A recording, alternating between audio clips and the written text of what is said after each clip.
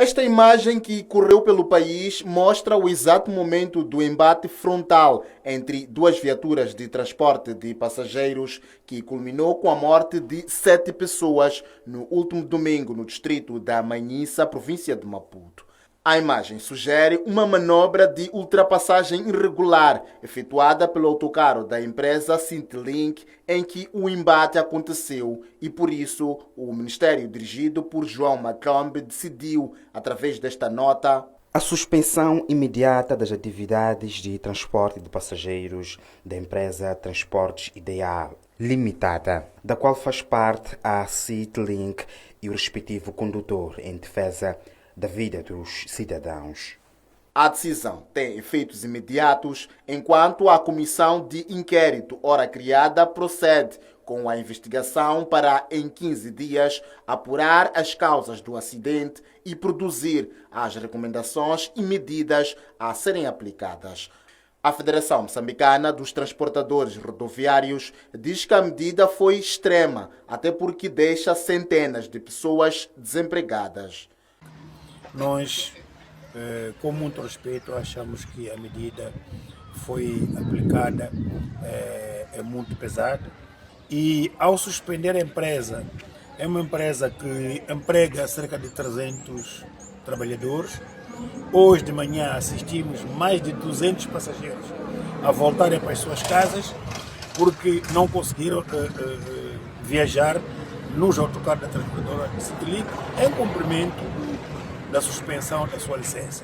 Já os juristas André Júnior e Francisco Massambo entendem que a medida do ministro foi precipitada e ilegal. A medida parece um pouco precipitada. É que nos termos do artigo 138, número 2, do Regulamento de Transportes de Veículos Automóveis, este regulamento estabelece que a suspensão da licença só pode ocorrer depois do resultado da peritagem, sem que a peritagem determine qual foi a causa do sinistro e se o condutor efetivamente foi culpado, então não é possível suspender a atividade. Portanto, só se admite suspensão de uma atividade nas circunstâncias em que haja primeiro a peritagem e essa peritagem determine a origem do acidente e a culpa imputável ao condutor. Pelo facto de ainda não ter ocorrido o trabalho de peritagem e ter sido determinado pelo mesmo comunicado de imprensa um período de 15 dias para esta peritagem, então a medida de suspensão é uma medida ilegal por ser uma medida tomada sem previsão da lei e antecipada à fase da peritagem. O ministro suspende e no mesmo ato nomeia uma comissão para realizar a peritagem e apresentar resultados dentro de 15 dias. E esta medida logo não é ajustada à lei, porque a lei estabelece que a suspensão poderá ocorrer na sequência de um relatório de uma peritagem que há de ser feita. Relativamente à suspensão do condutor, explicam que cabe, em primeira instância, ao Instituto Nacional dos Transportes Rodoviários e não do ministro. Em relação ao motorista, o INATRO tem de fazer o seu trabalho. O que se estabelece é, apurando-se uma contravenção grave, admite-se a possibilidade de cassação da carta de condução.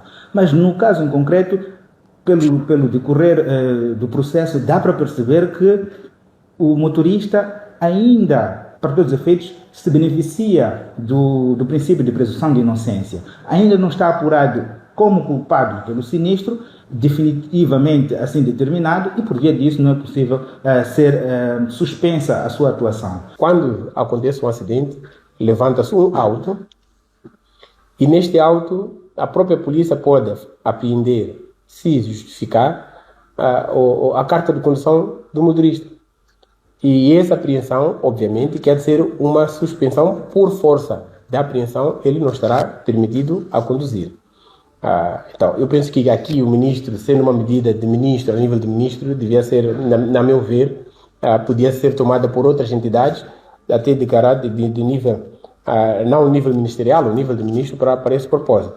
Mas, não porque ela em si, a medida em si, podemos até dizer, independentemente de quem venha a medida, mas o motorista poderia ser suspenso da condução se verificar que ele está a praticar uma condução, aliás, que periga a vida das pessoas, que periga o trânsito na via pública, que periga a integridade e patrimônio. Esta quarta-feira, na sessão de perguntas e respostas ao Governo na Assembleia da República, o Ministro dos Transportes e Logística reconheceu haver anarquia na estrada e explicou estar em implementação a fase piloto da operacionalização do Centro de Monitoria de Irregularidades na Via Pública, recentemente anunciada pelo Governo.